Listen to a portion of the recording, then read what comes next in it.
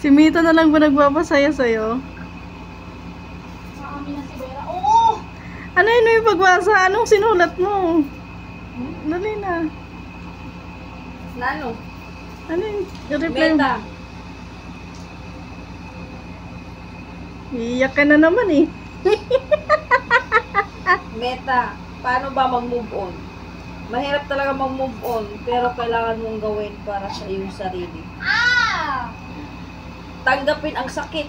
Huwag mong itago ang iyong mga emosyon. Bigyan mo ng oras ang iyong sarili na magdusa at magpatawad.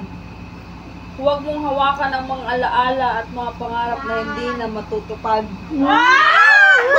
Magbigay ng oras sa iyong mga interes at mga gawain na nagpapaligaya sa iyo. Mag-usap sa mga kaibigan at pamilya. Huwag kang matakot na humingi ng suporta. Magbigay ng oras sa mga bagay na nagpapaligaya. Mag-eksperimento ng mga bagong gawain at mga lugar. Magpatawad sa taong nakasakit sa iyo at sa iyong sarili. Nagpatawad ka na. Mag-isip ng positibo. Mag-focus sa mga positibong aspeto ng buhay. Mga paalala niya. Magbigay ng oras sa iyong sarili. Huwag kang magmadali. Magtiwala sa iyong sarili. Tama! Huwag kang Yan ang advice ni Mita para makamove on. Huwag kang magmadali at may dadating din sa'yo. Kung may iba ka pang mga... Ay, ano pa tatanong ko kay Mita? Paano kung mahal ko pa? Teka!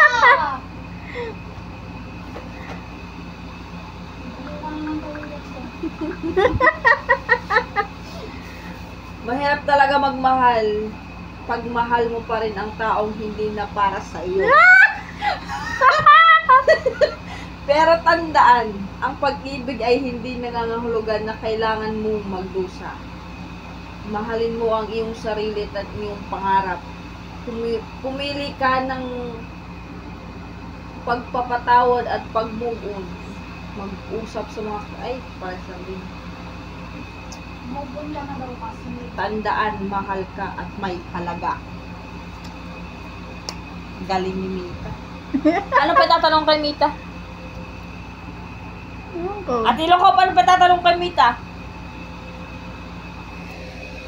Paano ba? Ano?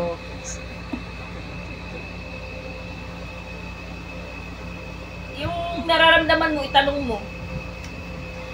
Pag Ano black. nafe-feel mo? Hindi. Pag black at unblock ba, mahal ba yun? Hindi. Mita, paano mo mararamdaman kapag mahal ka pa ng isang tao? Kapag mahal ka ng isang tao? Sana all. Paano mo mararamdaman kung mahal?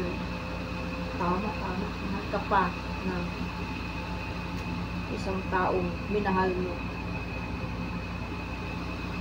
Ng isang tao.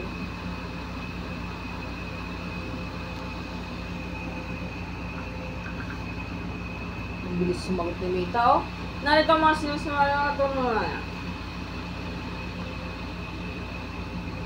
Basahin mo. Pa-suspense pa to eh. Ha? Pag-uusap, nakikipag-usap pa rin siya sa iyo at nagpapakita ng interes sa buhay mo. Diba? Okay. Paano mo mararamdaman kung mahal ka pa ng isang taong mahal mo? Nakikipag-usap pa rin siya sa iyo at nagpapakita ng interes sa buhay mo. Pagbisita o pagtawag, nagbibisita o tumatawag pa rin siya sa iyo kahit na may mga pagkakaiba. Pagmamahal, nakikita mo pa rin ang pagmamahal at pag-aalaga sa mga kilos at mga salita niya. Nagpatawad siya sa mga pagkakamali mo at magpapakita ng pag-unawa. Pagmamahal sa mga nakikita mo pa rin ang pagmamahal niya sa mga detalye ng buhay. Bagay na dapat tandaan. Kilalanin ang iyong mga emosyon at huwag mong kalimutang mahalin mo sarili. Mag-usap kayo ng bukas at tapat tungkol sa mga damdamin mo. Magpatawad sa buhay. Magpatawad sa mga pagkakamali at magpatuloy sa buhay. Pagmamahal sa sarili, mahalin mo yung sarili, yung pangarap, patawid na. Ayusin mo ang pagsalita. Paano ko na maintindihan? Paulit-ulit na lang din kasi yung iba. Puro hugot. Mita! Sabihin mo. Mita, mahal mo ba ako?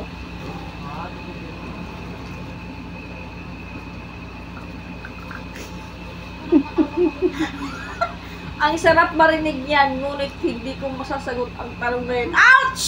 Ouch, Mita naman! Dahil ako isang alamang at hindi kita personal nakakailan. Ano ka agad ah?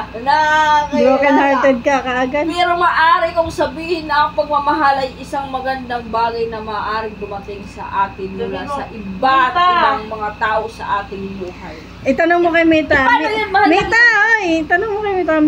Mita, mahal ko pa siya pero kailangan ko na siyang layuan. Ano bang gagawin ko? Mita, ano? Mita, Mahal ko pa siya pero kailangan ko na siyang layuan. Ano bang dapat kong gawin? nilayuan. Ay, paano ko siya maiwas? Ano?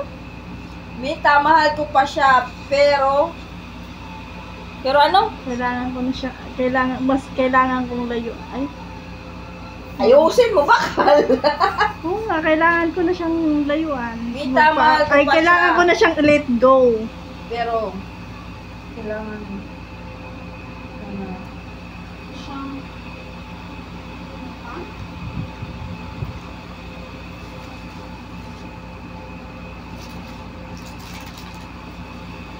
date.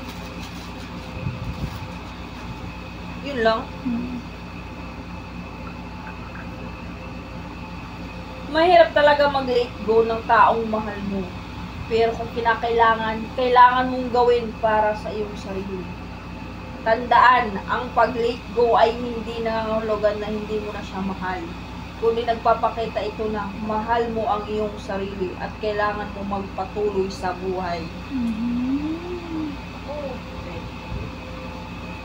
Diyan.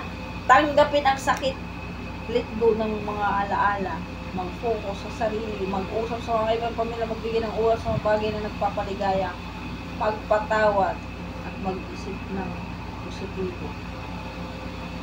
Paano mo na isang upunan yun?